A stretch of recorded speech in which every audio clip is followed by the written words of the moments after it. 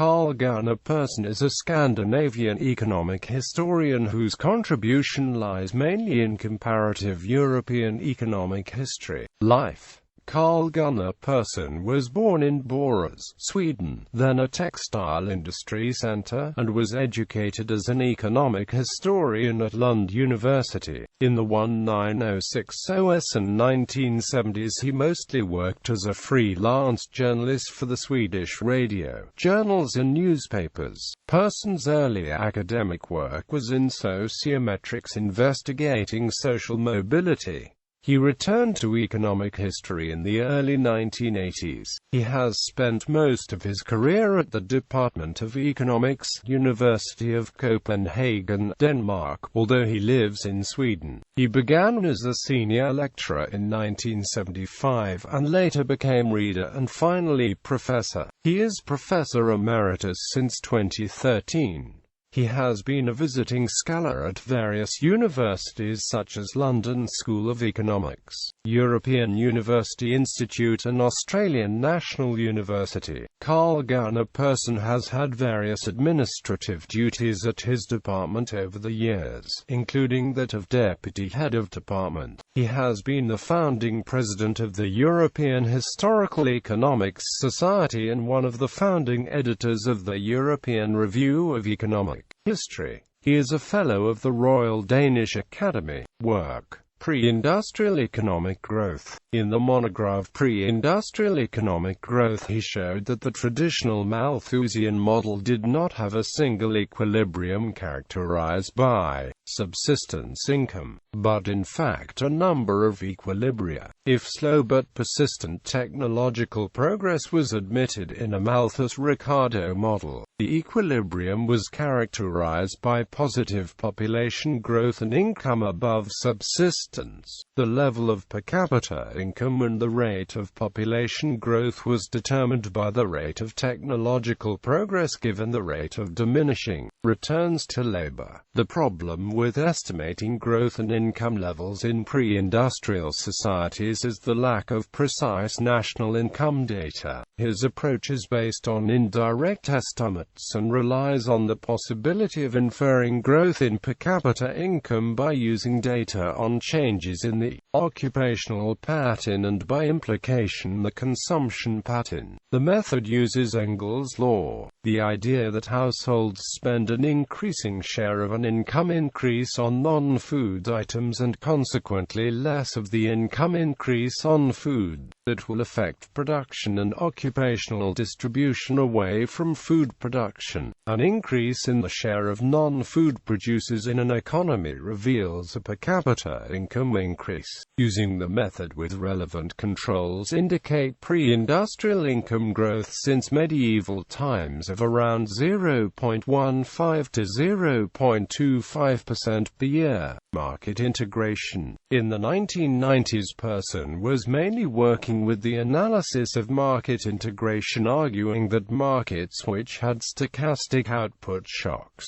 like grain production, experienced a stabilization of prices when previously segmented markets were integrated. The reason was that trade dampened the local shocks since over a large area shocks were independent geographically. Grain could flow from surplus to deficient areas. This strand of research was summarized in his monograph Grain Markets in Europe 1500 to 1900, The Law of One Price. In subsequent work in this field Persson has investigated the operation of the law of one price, the idea that price differentials for a homogeneous good traded between two locations must equal the transport costs between the two markets. He found that the quality and speed of information transmission determined the deviations from the law of one price, and that the introduction of the telegraph and the commercial press greatly reduced the deviations and increased the speed by which the law of one price was restored after a shock in one market. He has also measured the costs, in terms of dead weight loss, of poor market integration and the subsequent welfare gains of improvements in market performance. An Economic History of Europe. Persson has been teaching economic history for economics students during 4 decades, and these lectures were reworked to a general textbook, published as an economic history of Europe. This treatise differs from traditional textbooks in economic history by not taking up a chronological narrative. Instead, it is theme and problem-oriented with separate chapters on the international monetary order, inequality, institutions and growth, knowledge transmission and convergence, globalization and so forth.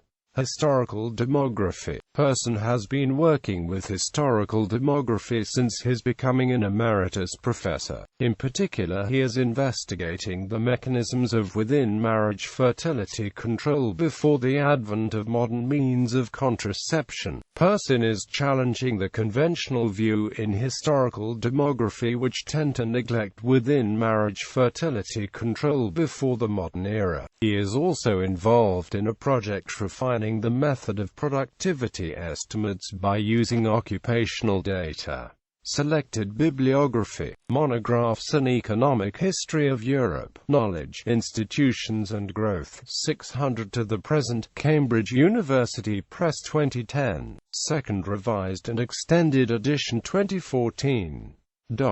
Grain Markets in Europe 1500 to 1900, Integration and Deregulation, Cambridge University Press, 1999. Pre-industrial economic growth, social organization and technological progress in Europe, Basil Blackwell, Oxford 1988. Journal articles and chapters in Books, Markets and Coercion in Medieval Europe, Chapter 9 in L. Neal and J. G. Williamson, The Cambridge History of Capitalism, Volume 1, Cambridge University Press, 2014. Market Integration and Convergence in the World Wheat Market, Intihatne Alia, The New Comparative Economic History. Essays in honor of Geoffrey G. Williamson, MIT Press 2007.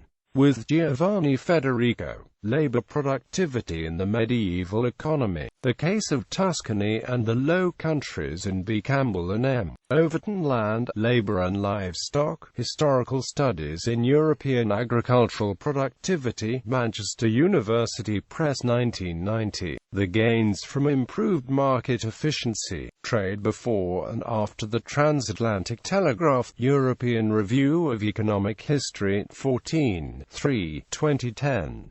With Meta Ajnes, Feeding the British, Convergence and Efficiency in 19th-Century Grain Trade, Economic History Review, 61, 1, 2008.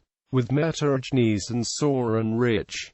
Mind the Gap. Transport Costs and Price Convergence in the 19th-Century Atlantic Economy, European Review of Economic History, 8, 2004. Market Integration and Transport Costs in France 1825 to 1903, A Threshold Error Correction Approach to the Law of One Price.